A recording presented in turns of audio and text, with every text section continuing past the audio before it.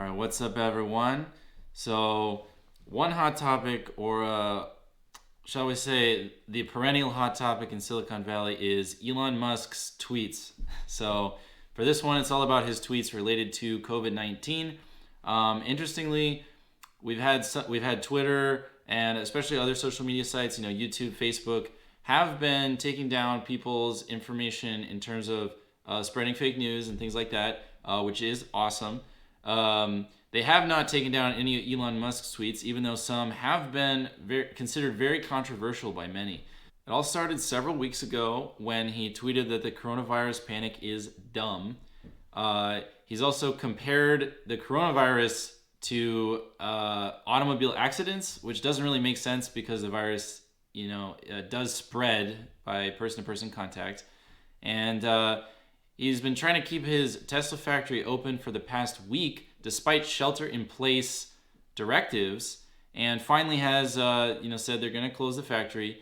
But at the same time, he did offer to ramp up production of ventilators to help New York, who has really been hit hard by the worldwide ventilator shortage. There have been many other companies who have said they're going to step in and help create ventilators, which is great, and Elon Musk and Tesla are one part of that. One notable example being Razer, the video game company, has said they'll donate up to 1 million masks throughout this crisis. One more Elon Musk tweet that might, have mixed sentiment, let's say, is he did recommend chloroquine, which is this drug used against malaria that he personally took himself when he had contracted malaria.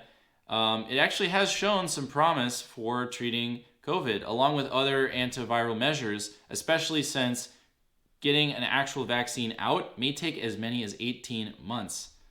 All right, so the real question is, what do you guys think about Elon Musk's tweets? Are they on point? Are they totally ridiculous? Or both?